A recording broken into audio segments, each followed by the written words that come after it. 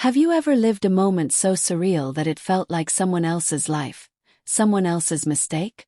I ask myself that often now, sitting here with a secret too heavy for my chest. I was 28, with a husband who adored me and a life I thought I was building brick by brick.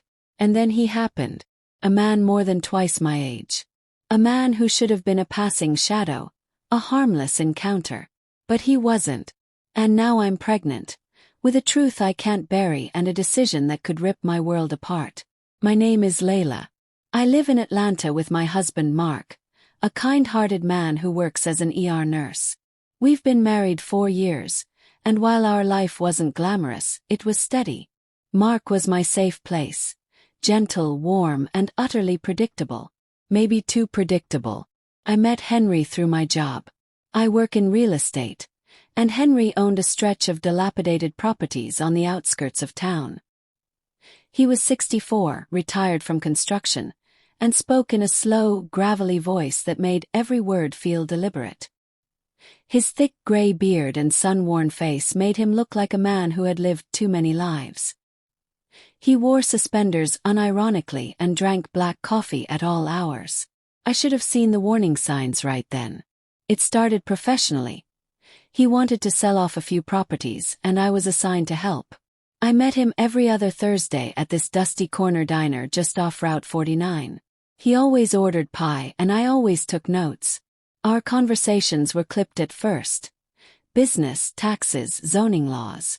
But over time it shifted. He started telling stories. About his late wife. About Vietnam. About the time he tried to make his own whiskey and nearly set his garage on fire.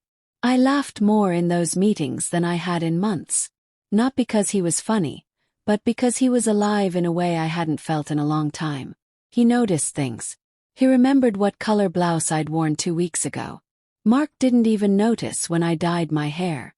One night, after a long day of showings, I sat in my car outside our house and stared at the porch light for 10 minutes. I felt like I was already drifting, away from Mark, from our little routines, and toward something dangerous.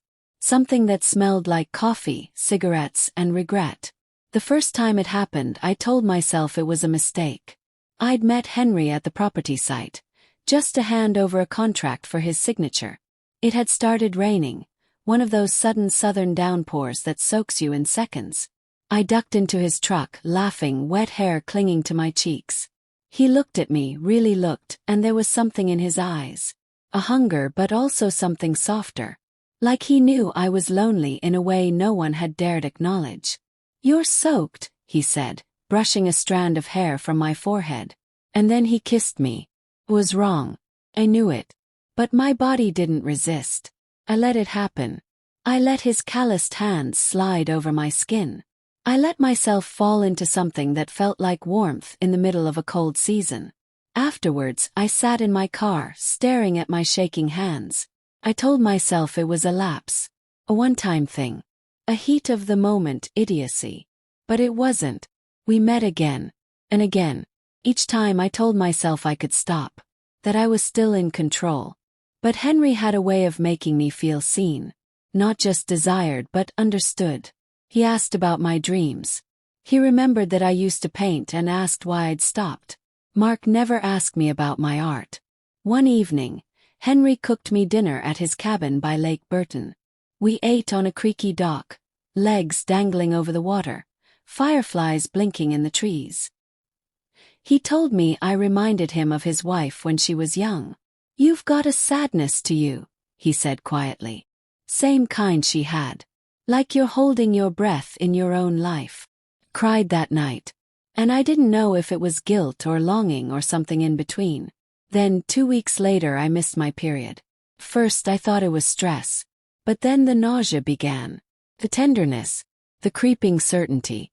I stared at the pregnancy test in my bathroom and felt the world go silent. Positive. Mark thought it was his. Of course he did. We'd been trying off and on. He held me that night, whispering, "We're finally going to be parents." And I smiled. I smiled like a liar. I couldn't carry the lie alone. It pressed against my chest like a stone, growing heavier with each passing day. I went to Henry. I hadn't seen him in 3 weeks. The moment he opened the door, I burst into tears. "I'm pregnant," I whispered. He stared at me, unmoving. "Is it mine?" "I think so," I said. "It has to be." He looked out the window, jaw clenched. "You're married, Layla." "I know that," I snapped. "You think I don't know?" Silence stretched between us, long and suffocating. He walked to his armchair, sat down slowly. "You have to tell him." "I can't," I whispered. "He'll leave me." "Maybe he should," Henry said quietly. "Maybe this was never supposed to happen." His words sliced through me. I wanted him to fight for me, to say we could run away, start over. But he was an old man. He'd lived enough to know that some mistakes couldn't be undone. "I loved you," I said. "Or maybe I just wanted to feel alive again. I don't even know anymore." He nodded, eyes glassy. "I know. I felt it too." I left that night with no answers, just a child growing inside me and a heart torn in two. I tried to go on like nothing had changed. I painted the nursery. I attended doctor's appointments with Mark. I tried to be the wife he remembered. But something in me had shifted. One night, as we lay in bed, Mark touched my belly and said, "Do you think she'll have your eyes?" Flinched. He turned to me slowly. "What is it?" My throat burned. I sat up, hugged my knees. "There's something I need to tell you." The confession came out in pieces. Henry. The affair. The pregnancy. I watched Mark's face twist in disbelief. Then pain, then something hollow. He got up without a word. Walked out the door. I didn't see him for 2 days. When he returned, his eyes were bloodshot. "I don't know what to do," he said. "But I loved you. I still love you. I don't know if I can raise a child that isn't mine.